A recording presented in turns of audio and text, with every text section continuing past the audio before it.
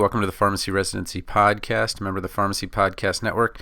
Tomorrow, of course, is Phase 2, match day, so very excited to hear from the 250 or 300 students who will be matching tomorrow, and we'll kind of see after that day, we'll see what to do in terms of getting a job after.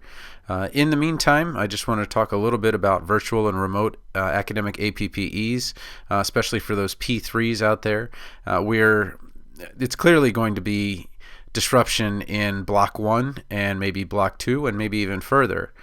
And I know that there is a list out there of many remote APPEs, and the issue generally is, does your school have an association with the person who's offering the APPE? So I have an association with Drake, Iowa, and Creighton, but it's relatively straightforward to build another one with another school, and generally we work sometimes regionally, but also maybe our alma maters, like I went to Maryland, and things like that. So if you're interested, I'm giving you a website to go to, residencyhelp.com/APPE. You can find my contact information in a PDF. But in addition, what I've also done is I've created 5 videos to support kind of the first week, which is explaining what someone who is in academia or someone who works as an educator for their living, what they do and what are the things that they're expected to do. So video 1, it's what are the professor's 3 primary responsibility. So service, teaching, research, and this depends on where you are. If you're in an R1 school, they don't call it Research 1 anymore, but if you are at a school that gets a lot of their funding from research, then research might be much more important than teaching. I teach at a 2-year school, so teaching is the most important of ours, and we teach 4 to 5 classes a semester, where if you're at a research school, you're probably only teaching 1 class, 2 classes each semester, focusing on research instead. Video 2, how do you make a living as a teacher? Kind of got this from a book that's how do you make your living as a writer, but really when you teach to a group, you're going to get a paycheck, sure. But when you talk about making a living, I'm talking about teaching outside of those bounds. And what is it about your teaching that people would want to share and spread, and so that you have a platform? Something I hadn't looked at in a long time is the YouTube videos and the follows and things like that. So I gained 2,000 new subscribers last month, and I'm almost at 10 million views, which is kind of crazy to think about. So making a living as a teacher, you want to get outside of the box of the classroom that you're in and start thinking, okay, well, with my specialized knowledge, whether it's pharmacogenomics, whether it's ambulatory care, critical care, whatever it is, like Pharmacy Joe is critical care hospitalist, those types of things can really get you there.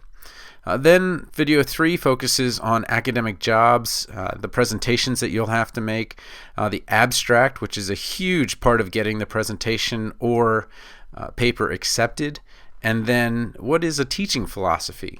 So when you're looking at positions, these 3 things are going to be vitally important, and I go over those in a video as well. Another thing that you're going to be asked to do, as depending on where you are, is to review either peer-reviewed articles where you're an expert maybe on pediatrics in a pediatric article. For me, I was a pharmacy technician instructor, so I would get books about that normally go to pharmacy technicians. Eventually, I went from reviewing them to revising them to now writing them. So I talk about the reviewer, the editor, the author, and then the types of publications.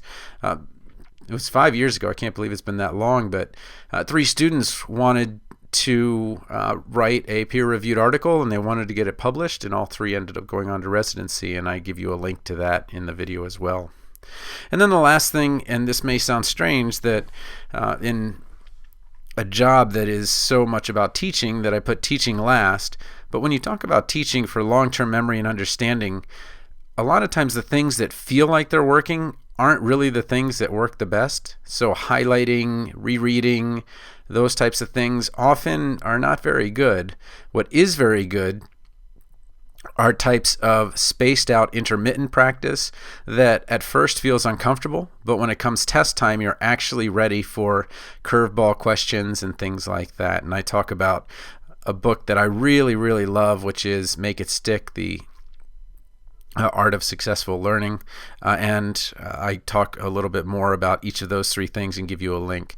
So again, good luck to those people who are applying for residency tomorrow, and then you can again check out these 5 free videos at residencyhelp.com/APPE, and you can go to the homepage, sign up for our email list. Certainly send these out now every couple of weeks. This is kind of the end of residency season, and now it's really going to be every couple of weeks talking about, one, what are the things you can do if you didn't get a residency, and then two, how to make sure that your residency is as valuable as it can be in terms of getting on to the next thing, which is either PGY2 or a job.